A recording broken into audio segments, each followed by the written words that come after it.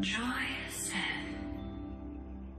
So you're into the tap stuff, aren't you? Oh, yeah, I believe it is a very impressive movement. The fact that so many people support a diplomatic solution to the war is really encouraging. So how does Heimar Borichev get involved in that? I mean, on your show you've shared your skepticism, I guess is the best way to put it, of how the Thargoid War has developed. You've covered failings by INRA, Aegis, and Azimuth, but the TAP thing has really appeared through social hubs, right? It comes from the people. Well, okay, let me answer the initial question, okay? TAP, or the Thargoid Advocacy Project, for people unfamiliar with the term. I've been talking about it for a while now. My viewers are probably sick of it by now. Well, let's hope not, because again, I have to say, it is really important, I think. The Thargoid Advocacy Project is, in my mind, the best chance we have for a diplomatic resolution to the war. That'd be amazing. But would the soups even listen? Well, systems within a superpower's domain, particularly the Empire and Federation, are very much governed with the idea that decisions are made on behalf of the people, even if that decision is unpopular. Well, the Proactive Detection Bureau is a good example of what I mean. Stellar factions withdrew from the Federation in protest at the PDB's deployment, and yet it still operates in the name of public safety. In the Alliance, where policymaking is a little more collaborative, the prospect of a military pact with Sirius Corp inspired the people of Riot to erupt in protest.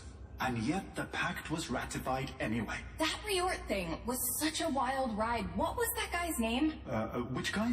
The guy who organized the protest against Sirius? Oh, yeah, Fergus Cassidy. Cassidy, yes. He stood up to the biggest megacorp in the galaxy and got away with it.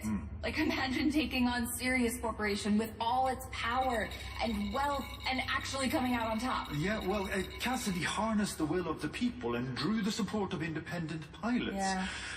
And that leads back to my interest in TAP. More and more regular civilians are taking notice of the peace message and sharing it on ICE platforms. Yeah.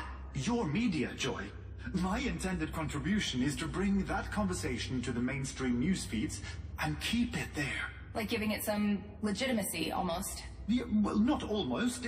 Yes, in a manner of speaking, yes.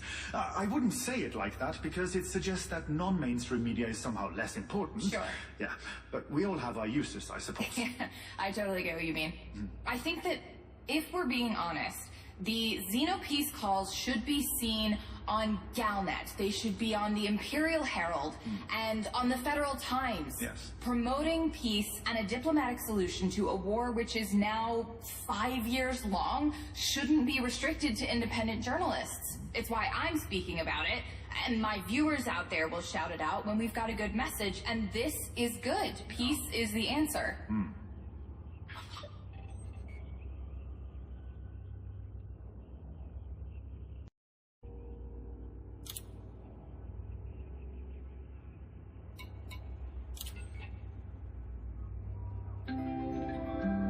Joy Senne.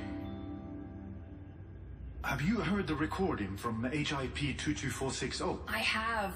It's such a sad sound. It's so mournful. We don't know what made it. It is definitely Thargoid, but it does not match the noises from the Thargoid ships we have encountered so far. So, some of my crew are convinced that something alive was used to power the Proteus Wave weapon that Salvation built.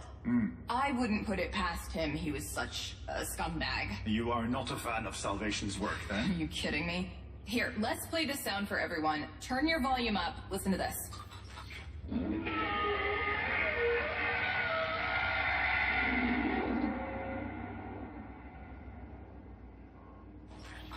That sounds like something's alive and in pain. Whatever Salvation tried to do, it hurt the Thargoids. And then they reacted violently. Right. That is what I've been arguing on the Sovereign Network. We have been the aggressor in this conflict, Exactly. and the Thargoids are responding in kind. There must be a concerted effort to break the cycle of war, or both species are doomed to many more years of suffering. All three superpowers covered it up, though. The sound was leaked by an unknown source, so we kind of have to ask ourselves why. Well, there's a lot of money to be made from warfare, Joy. Federal and imperial navies always need ships, weapons, resources, new technology. Those far away from the front lines are making billions from this conflict. But deliberately hiding this from us, this evidence that the Thargoids feel pain or even sadness, if that's what they did, and I'm not saying they definitely did, I'm just saying it doesn't look good, then we're being lied to. And I don't want to believe that they'd lied to us. It makes me feel icky or something. Well, once again, the Thargoid Advocacy Project may change that. If our leaders try to convince the public that continued war is the only answer, they may be surprised by such strong calls for peace. I hope so.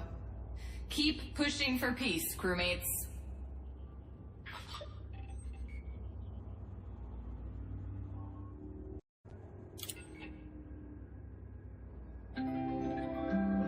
Joy Senne. Your crew? So, you have a ship? Oh, no. Well, yes, actually, I do have a ship. It's a dolphin. She's a beauty. But I call my viewers my crew. Okay, Yeah. I see. Yes, of course. We're on a journey together. My crew have been with me since day one, through good times and not so good ones. In fact, we actually have a question sitting here with 187,000 askers. So let's see. Heimar, what do you think about the mysterious signals currently moving towards the core systems? That is a good question. I find them fascinating. A mystery yet to be solved. I know, right? I hope we can learn more about them soon. Have you discussed them on your show before? Let me tell you something. My crew has been tracking these things by the hour. We're so excited about what they could mean. Well, your crew must have considered both the pros and cons of what these anomalies are. It would be very naive to expect a purely benevolent intent. I get what you mean. Are you worried that they're dangerous? Yes, I worry that we have invited danger to our space. Yes, I do. Our leaders have overseen a consistent level of antagonism towards anything non-human. Do you think that they're Thargoid related? Well, that is a popular theory, but currently we have no evidence to support it. All we know is that they are traveling towards our borders at a remarkable speed. Yeah, the first one we found has a definite route. Like, it doesn't seem like it's a comet or anything. It's moving between systems. Right, which indicates a level of intelligence or good programming, maybe. Yeah. But if we assume the former, and once again, we must not be naive in our thinking, if it is an intelligent source, then it means we must be very careful in how we greet it. Yeah. If recent events are anything to go by, we'll probably try and form a battle fleet to go intercept it. I wish we'd try something else for once. Yeah, which brings us back to the TAP idea. Yeah. We must petition our leaders on the local, stellar, and interstellar level. Yeah. Push every aspect of governance to explore diplomatic avenues with both the Thargoids and with these signals, if at all possible. Humanity has to trust the inherent compassion that has always guided it through periods of great strife. I completely agree. So you heard the man, people. Get the message out there. We need an alternative to war, and it's time our voices were heard. But that's all the time we have for today. I've got an ICE convention tomorrow, so I need some sleep. It has been so fun. You're welcome back anytime, Mr. Borichev. Thank you. Thank you for having me, Joy. I've enjoyed talking to you and to everyone. Great. And remember to follow the Sovereign for independent news. We'll be there.